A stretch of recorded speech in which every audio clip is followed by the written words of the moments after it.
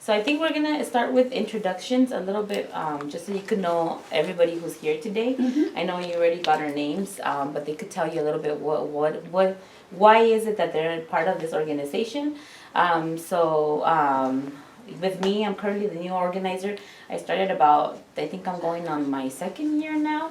And so I was actually part of the whole movement even before becoming the organizer, just because coming into council in Greenfield and knowing that there was an issue being, an issue that was affecting my community more than anything. And then I got a personal story with my son.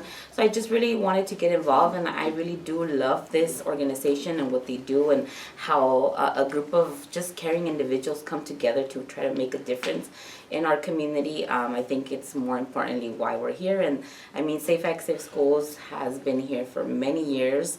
There's so many people that have started the movement way before us.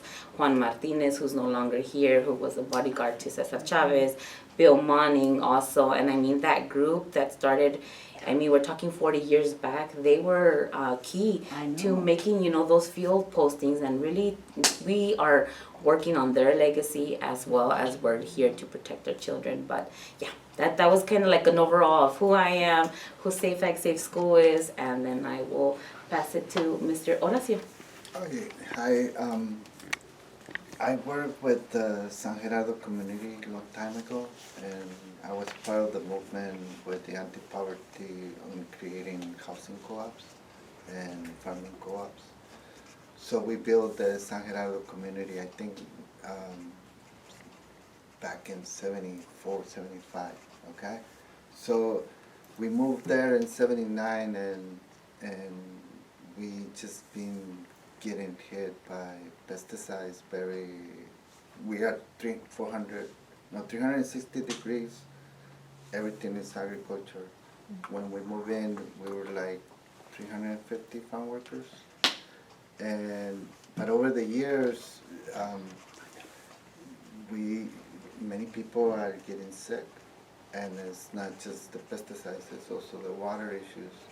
So one of the things that I came to this group was because we always put complaints to the agriculture commissioner or to the farmers, say, you don't even tell us when you spray, all the drip is coming into the community. So that's how I got involved with SASS and Juan Martinez. Unfortunately, he passed away last year, right? I think it was last year, I remember. Yeah. Was it 2 years? 1 year or 2 years? May. In May of last year? Yeah, I 1 remember year. him so well. He was Yeah. a really, really wonderful man. Yes. So what we're trying to do is just to make the community safer about the usage of pesticides.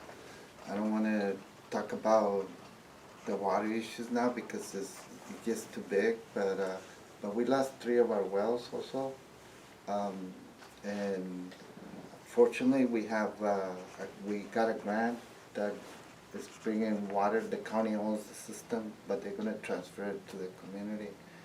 And so the point is that there's a lot of schools that are also in Salinas, like Maquina and the Chuler schools, that are also getting sprayed by the drip because you know how windy it gets in Salinas.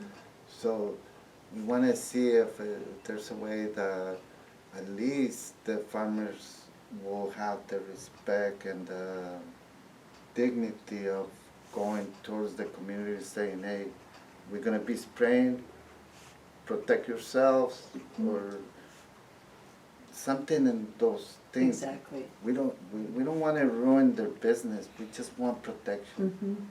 And that's why we're here. Thank you. You want to go next, Mr. Torres? Mi nombre es Luis Torres. I'm supporting a bill for AB 652. I'm a member of Safe Act Safe School. What is it, AB 652? 652. Yeah. Thank you. Santiago?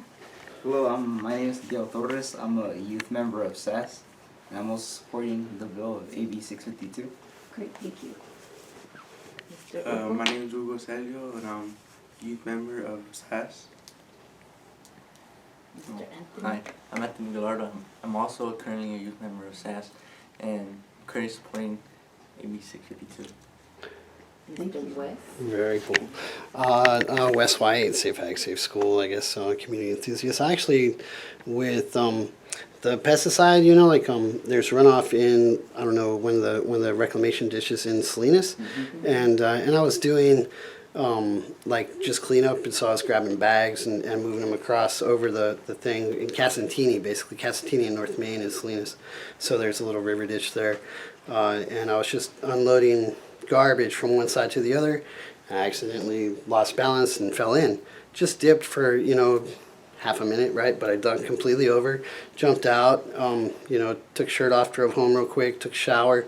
But still, for like a month, 2 months, I had burning all over my body. And I mean, the chemicals are pretty potent, you know, and I thought I had like bed bugs, you know, for a while, but it was actually a chemical burn. So it's pretty intense, and the way that we, you know, spray it over and let it just run off. I mean, there's got to be better calibrations of how do you sift that out, because that was one of the first things Juan ever told me. There's so much nitrates in the riverbed, it's crazy, and you know, I've experienced it. Do you want to introduce yourself? Oh, hi, I'm Claudia Link. I work for Supervisor Mary Adams. I'm her policy analyst. What was your name again? Anthony Gallardo. Thank you. Nice meeting you. And do you want to share anything a little bit about yourself, Supervisor Adams, before we continue with our Thank main issue why we're here? I'm very happy that you did come to see me today. I've been familiar with the program for quite some time and share your concerns, especially about the requirement, the requirement to alert people when there's going to be pesticide spraying. I mean, that just seems crazy to me, that especially when there are schools nearby, that I believe is the law. And I'm rather surprised that, you know, there's just the abandonment of paying attention to the law when it's just so critical. I believe what Wes has just told us too, that there's so much, you know, both in the water, which makes that water undrinkable, Right. and the problems that we've been having down there in that part of the county. I speak with Chris Lopez about it quite a bit, because that's in his district. Right. But I'm familiar with your program. I also know that I was surprised to hear this, I just learned this yesterday, that California is the only state that has a state department of pesticides. I didn't realize that. I mean, a place like Arizona that has so much farming doesn't have that. That was a real surprise to me. So I don't know if there are other entities that you work with on a federal level, but my hope is that you would be able to work hard to ensure that other places have the same kind of regulations that we have in California, although it sounds like they're not being adhered to very well.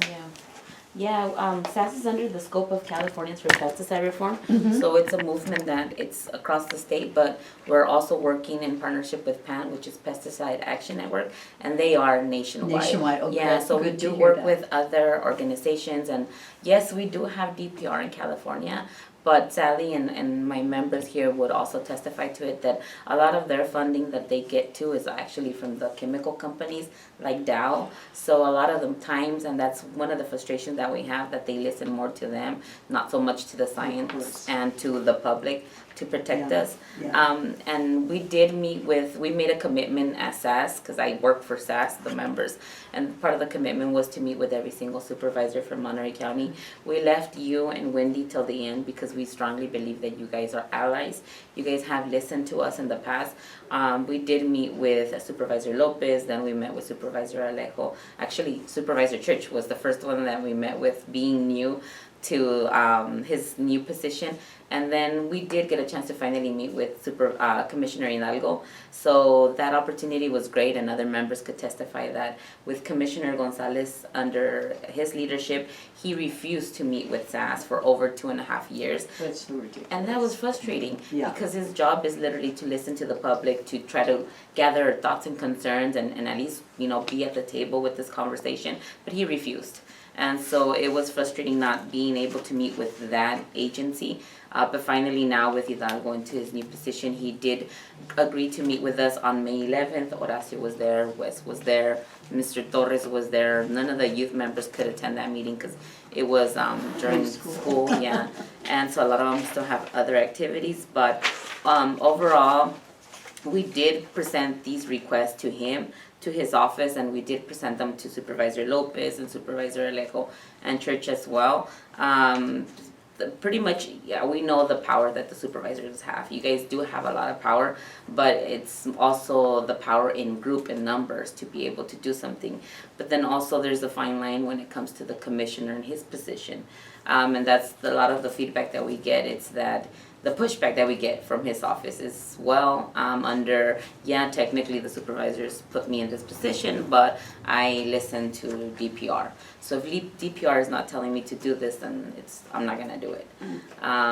So that was the tough. Did you find that from Hidalgo as well? From Hidalgo, yes. Gonzalez, he was just refusing all the time. No.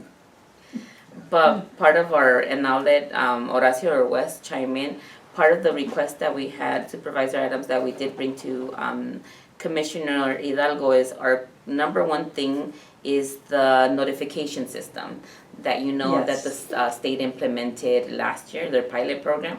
They're gonna go into round 2, and Hidalgo comes from a county that did participate in the first actual pilot program, and so we were wondering, and we did ask him if he would participate in that notification system now being in Monterey County, but making sure that he was specific about wanting that exact location that was not part of the first actual pilot. And his response, Wes or Horacio? No, he doesn't want to go through it because he says that the pilot project in Santa Cruz, that's going to be the one that he's going to follow, and that it's not necessary to put another one in Monterey. So I think it's necessary because there's no air monitors, and a lot of the kids from farm workers and Joshua. Should I continue? Yeah, Of course. So a lot of those kids, they're getting asthma attacks. They're getting they having learning disabilities because these chemicals they're drifting. So let me ask you, because this would be something that I would want if I were to push back on him about his not wanting to have our county included because he's familiar with Santa Cruz. Can you tell me any specific ways that our county is different than Santa Cruz? And was the air monitor one of them? Do they have air monitors in Santa Cruz County? In northern Monterey County. Northern Monterey. In northern Monterey County? In the elementary Ohlone, which is still Okay. part of the Monterey County jurisdiction. So we're just starting in the beginning, Josh, where we're talking about how we requested with the Ag Commissioner to implement, to participate in the second round of pilot programs, knowing that he did take the lead in Santa Cruz but not in Monterey. And Horacio was just briefing Supervisor Adams on his response. And a lot of the thing that he said too was, I don't know if you were aware, Supervisor Adams, there is a whole notification system that's gonna be rolled out in California by 2024. And that was because of all the members here that you see present that have been constantly at the state level asking, because we want to be notified of what chemicals are being sprayed around our communities. So the process is there, but they're not going to implement that program or that notification system until 2024, and it would be the first in the world. There's none like it. So if we were to become a pilot program, would we have that notification system put in as part of the pilot? Yeah. We So if would? you And so participated- they got that already in Santa Cruz?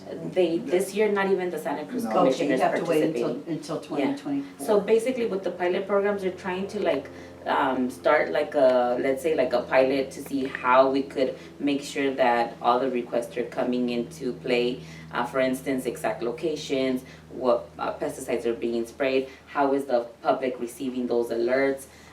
They're trying to do little bits and pieces here before they implement the huge notification system that all of us will participate. But in the meantime, they have the money, and I'm saying they, the state, to help facilitate these small pilot programs. Santa Cruz got an opportunity last year We didn't, because Gonzalez refused, he didn't want at the time.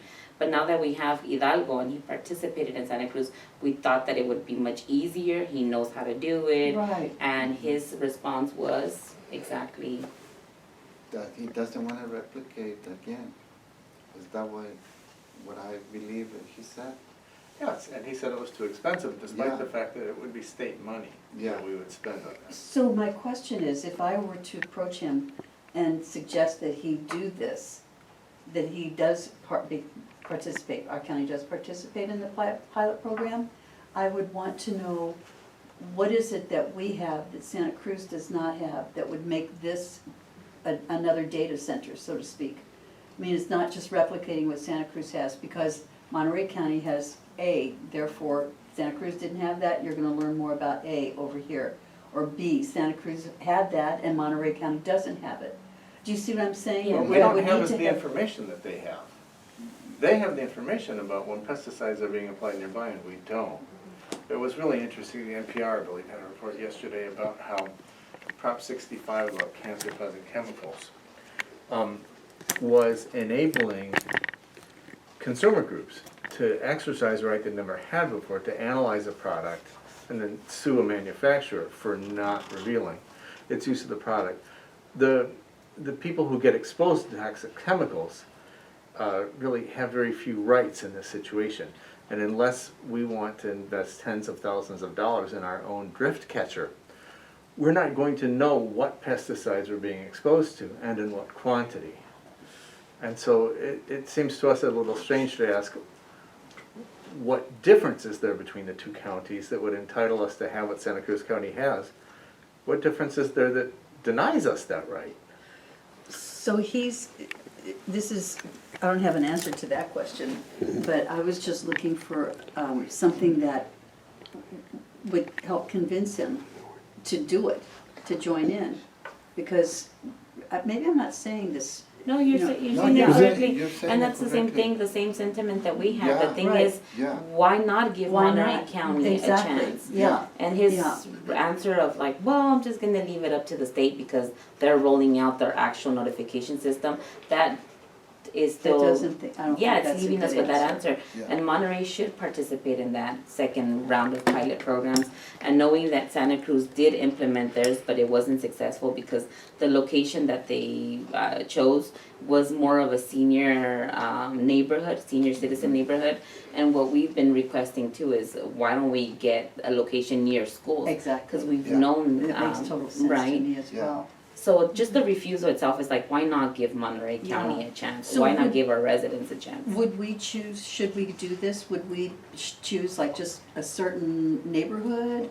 Yeah. So we wouldn't have it be for the whole county, it would just be No, for one, well, one the- part of the county? That's part of the conversation with the state. The state and the ag commissioner would pretty much find a location within Monterey County to kind of like implement that pilot Got it. program, yeah.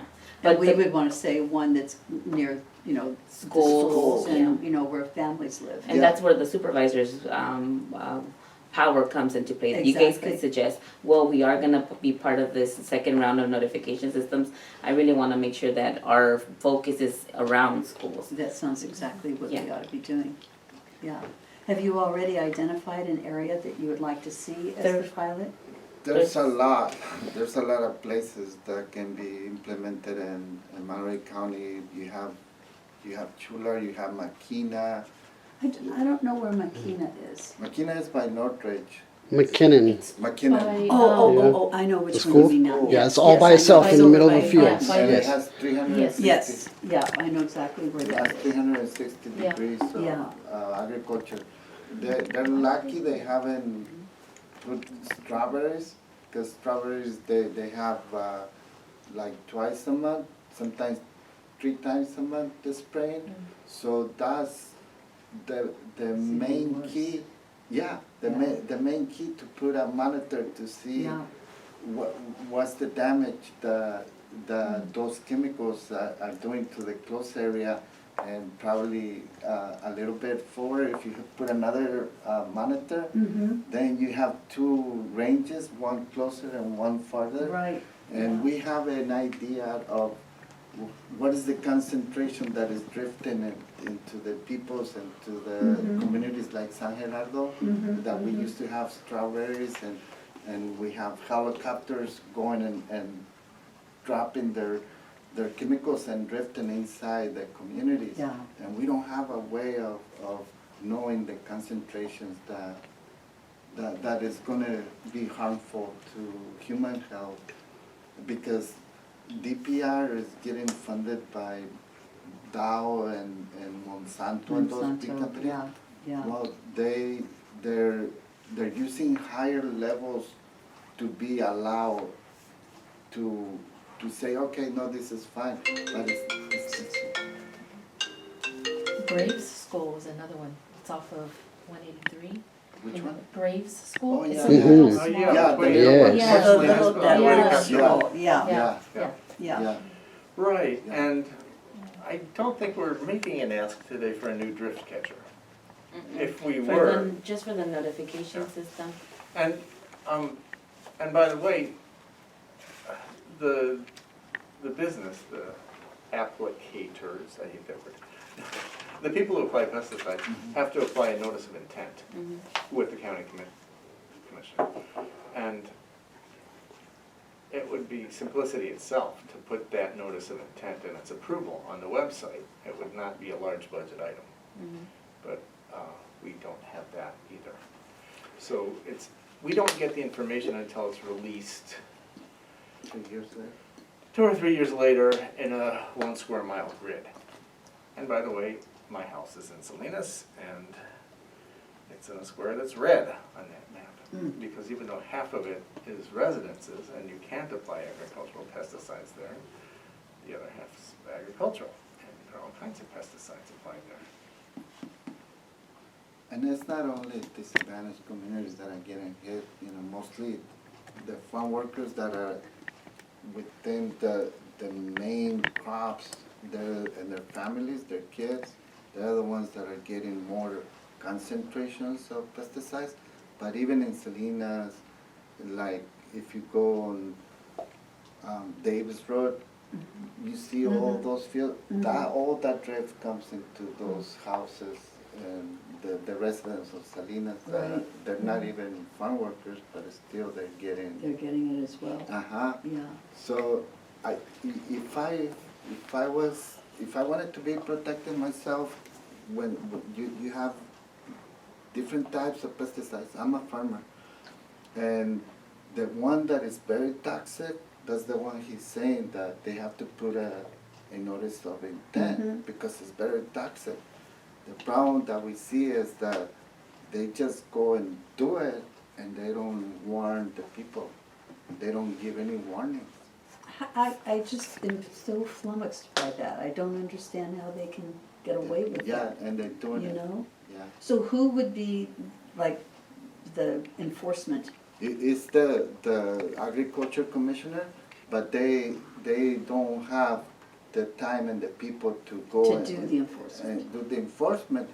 But if we put this warning, like, remember the COVID that we used to get informal, so many cases. Exactly. Well, something like that, where you're close, where they're gonna be spraying, you get a warning, say, hey, this time of day is gonna get sprayed, then you can tell your family, hey, close the windows Exactly. or go out Yeah. to the park or something. To be Until- away from it. Yeah, so You they- know, we do that in so many other ways. Yeah. As an example, if somebody's gonna build a house and it's in your neighborhood, they have to notify all of the people who live around. That's just a small example, but, Yeah. those kinds of systems are set up, I know Yeah. that. yeah. Yeah, So there's a lot of missing pieces because there is a procedure, and the commissioner has shared it with us, and he shares it all the time, that they do inform, but they do inform, and the list of people that they inform is very short.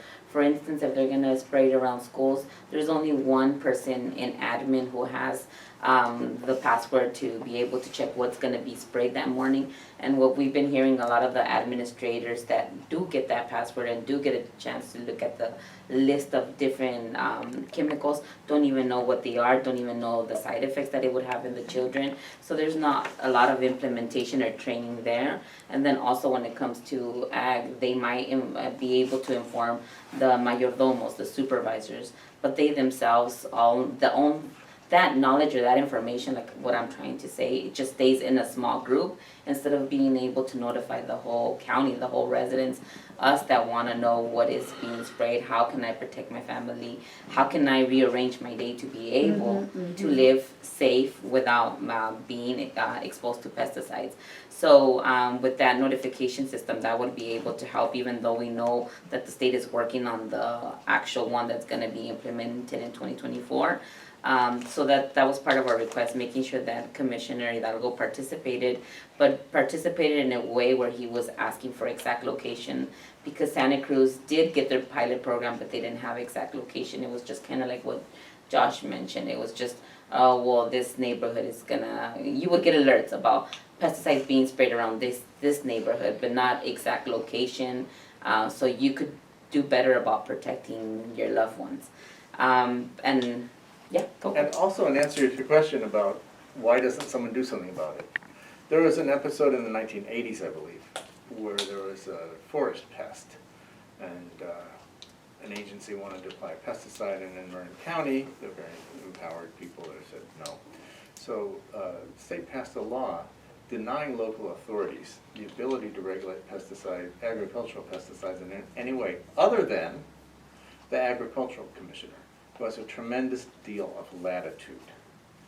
But agricultural commissioners are very often closely linked to the industry. For the case that in our last supervisor meeting, we spoke about 3 episodes when we had reported pesticide drift into our neighborhoods, and we were told by the Ag Commissioner's office eventually, oh, it's not a problem, they did it right. But we could smell the pesticides in our neighborhoods, and that we did give permission to have agricultural pesticides applied to us and our families, and no one asked us. And then, of course, the final insult was the Ag Commissioner saying, oh, yeah, it's okay. Yeah. And then he said, if you see somebody that is not doing the right thing, you come and tell us, and we'll go and look at it. But that's not the problem. The problem is that by the time they come, the spray is already done, and by the time the people already got hurt, and that's not prevention. No. No, we need prevention, we need protection, we need some way that everybody's dignified of protecting their health. One thing we've learned is that the more people who complain, though, the quicker it is that something's gonna change. And I really encourage you, when it happens, whomever it is that you would call at the Ag Commissioner's office, call. Have as many people as have been impacted by it, call and say, this has just happened, nobody told us about it, so that they have a record of how many times people have been calling to complain about it. I know it sounds like, well, why bother if nobody's gonna do anything about it, but all of those numbers do add up, and, it's a good thing, another good piece of data to bring forward. No, and that's good that you said that, Supervisor Adams, because with SASS, we are working on doing a people's tribunal where we're gonna collect that evidence, not more or less those reports or those stories of people that have been affected by pesticides. And one of the other pesticides moving the agenda along that we wanted to talk about was 1,3-D, also known, the name brand is T-Lone. So I don't know if any of the members wanna talk about T-Lone and her fight. 1,3-D. Is it 3 TELON? 1, 3 and then -D, and just the brand name is T-Lone. TELON? Okay. With an E at the end, right? Yeah. Okay. Okay. Thank you. Does- I've never heard of it. Do any of the We don't use it at home. It's You would never have the opportunity to use it, it would be illegal. It's a fumigant, and what happens is you have to kill all the viruses that within the soil, but at the same time you're killing the living soil. So they put it in mostly in strawberries, raspberries, or any other soil that needs to be clean of any viruses, if there's any viruses. Viruses, invertebrates, Well, bacteria, the- fungus, whatever. They kill everything in the Everything, dirt. Wow. everything, yeah. So they want to sterilize the soil. They don't want living things. And they don't want to practice crop rotation. If Yeah, they did, and they the don't- and pests they don't- would starve and they could, Is it being Plant used in strawberries our later. county now? Yes. Oh, Yes. yeah, yeah. Strawberry fields, grape fields. Grapefruit. Wow. Yeah, Yeah. and it used to be, and it used to be worse because they used to inject it in a way that it was flat, all flat, and then to cover it with the plastic. But if there was a hole, that whole gas will be coming out of the Yeah. field. Then they switch it into they made the beds and they put plastic and they inject it through water. And so it's another way they're saying it's more safer. The problem is that any hole that is coming out, there's gonna be concentrations coming out and it drifts. And that's the problem. That's the problem that, you know, we first of all, it's not sustainable for the long run for future generations and present generation. That's not sustainable. The sustainable part is finding a fumigant that is natural. And the way that is natural is by cover cropping. You put cover crops in the winter and you treat, you Naturally. put Yeah, you put the nutrients. nutrients go back in naturally. Yeah, and Mother create nature. living organisms and living things that start creating a biomass and start growing more naturally. And the sad twist is that this is the second version. The first version actually got banned back in 1980. So it is banned, this actual 13D is banned in 34 countries, over 34 countries, but not in California, which California is supposed to be progressive. We still have it out in the market, and again, this is the second version. And this is how it relates, because a lot of our conversation when it comes to environmental racism is that a lot of these chemicals affect the valley, the Salinas Valley, but you don't see those issues or those damaging effects in the peninsula. But this is where it gets interesting, because it is not, and that's the work that SASS has been doing along with the Monterey Bay Aquarium, is that the runoff, like Horacio mentioned, ends up at the bay. And the first version of 13D T-Loan back in the 1980s, the one that got canceled, again, 1980, it's currently being found in the water, and it's under the, what they call it as TCP. That's the component that is currently being found in the water that's contaminating our water, and that's part of that first version. So again, it is related, and it's gonna affect the peninsula. It's already affecting the peninsula. So around pesticides is an issue that we're all in it together. Yes, yeah. Yeah, and it just, you know, the synthetic fertilizers and synthetic pesticides, they're oil-based.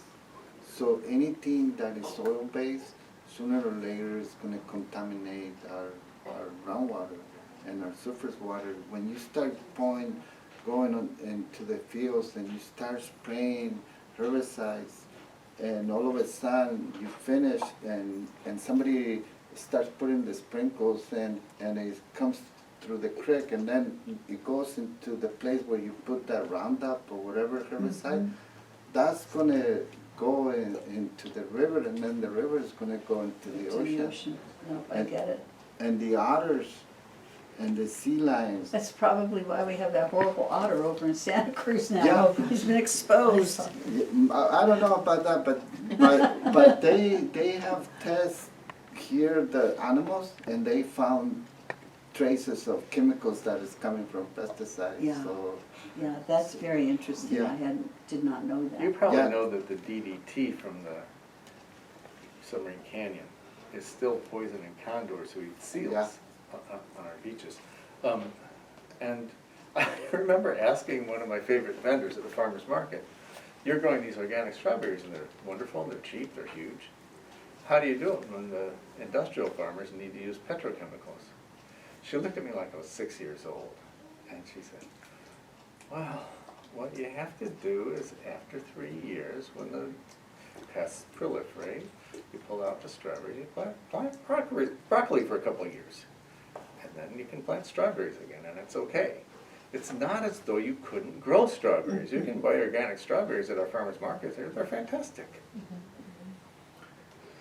So I know we're already out of Time. time, but we did want to continue the conversation regarding basically what we wanted to ask from you, Supervisor Adams, is that like Horacio and Josh had mentioned in West, there is an air monitor, the only one out of 6 air monitors in the state that happens to be in Ohlone Elementary, and the levels that it has been recording of 1,3-D in the air, and again, it's inside a school. They're extremely high. When I say we, the members, have been participating with this struggle and this fight, not just here locally, meeting with the supervisors, with the Ag Commissioner, but also with DPR at every single hearing, making sure that our concerns are being heard. And so we have that fight at the state. We did take DPR to court. And so basically they're back at the drawing board trying to figure out what numbers are gonna be safe according to them, because they're not listening to the science.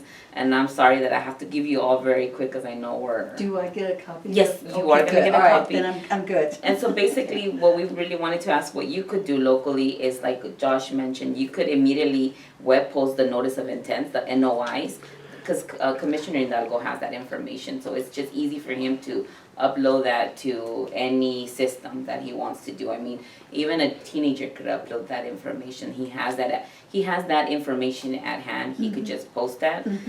So that's a way of us protecting from this horrible chemical 1,3-D.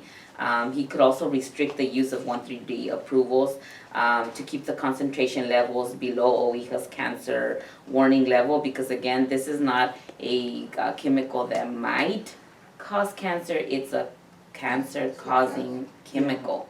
And so for us, that is the biggest thing that we want people to understand. And like some of our youth are here and they had mentioned, we also want to expand the whole buffer zones because of the use of 1,3-D around schools to at least a mile, just to be able to protect our kids, because right now we have it at 1/4 of a mile. And that is basically the conversation around TLON. So our first request was to talk about notification system, participating in the pilot, the round 2. And then the number 2 thing was talking about 1,3-D. And lastly, the exciting thing, which is also something that I want the members to talk about, I know some of them shared, but if you could think about SASS, Supervisor Adams, don't think just about the organization of, constantly meeting or complaining, like some people might say that we complain all the time. Well, if we're complaining and we're getting in trouble for doing something good, then I'm proud of our members. They are actually, and I say they because yes, SASS, it's them, they're co-sponsoring a bill, which is huge. And so anybody wants to talk about AB 652? This is 652 again? Yeah. Okay, that's what we were talking about earlier. And it's an Assembly Member Lee bill. He decided to champion the bill. We did want Rivas or somebody locally from our region to take it, but because of his transition and all that, he didn't.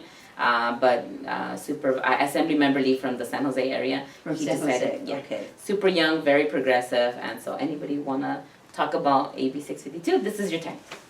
Well, we just have a couple minutes because she has another appointment. after Anybody? this. Well, that bill, Supervisor Adams is gonna help by creating a public committee that is gonna be oversighting the way pesticides are used in California, and not allowing just Dow or Monsanto or DPR to decide by themselves what is best for the public.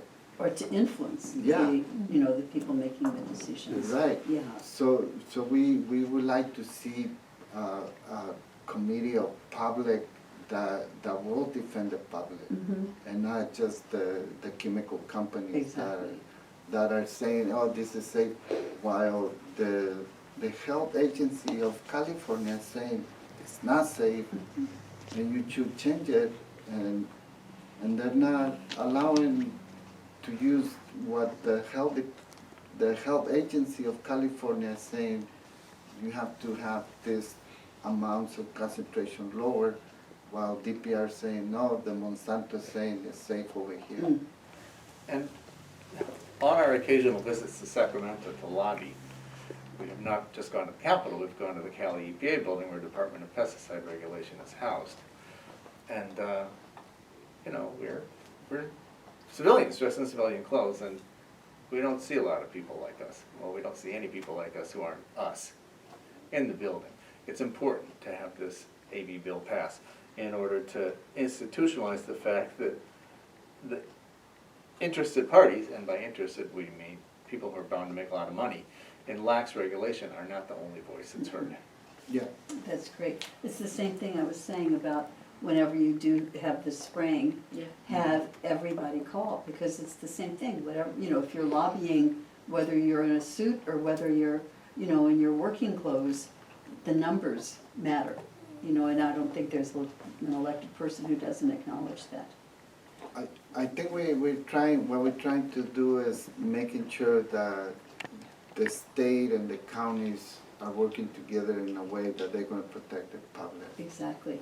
That's what our main goal is, and also, you know, there's ways of changing farming practices that can protect the people, and not just because I have a permit to apply pesticides, I'm just gonna go and boom, throw it, and nobody knows what is in the chemical, and nobody knows when I'm applying it. And I'm not even go and tell the neighbor, hey, watch out, there's poison that I'm going to be using. No, it's not happening. Well, I appreciate your coming in. I thank you very much for that. And you have my, my support for these things, and also my understanding. I worked in Sacramento as a lobbyist for the American Cancer Society. And I always felt like I was wearing a white hat, because we were the ones that were advocating for things for the people, rather than, you know, for the money. Yeah. So it was a big change. So my heart is certainly with you. Well, Yeah. thank you so much. Thank you. Thank you for Supervisor coming Adams for in. meeting with us. We did include the bill language in the back. Oh, good. Like I mentioned to Supervisor Askew, if you or her want to champion bringing it to the Board of Supervisors and having a support letter, that would be amazing. Supervisor Cummings from Santa Cruz did include that in his county, and they did send that letter of support. Good. Currently, the bill is at the Senate Appropriation Committee, so it would be helpful, and just to hear from Monterey County supervisors that are in support. The only cities that have actually taken the lead under the leadership of Councilmember Rocha, Salinas sent their letter of support, with everybody voting yes except McShane. But we all know why, right? But thank you, and can we take a picture with you, our members?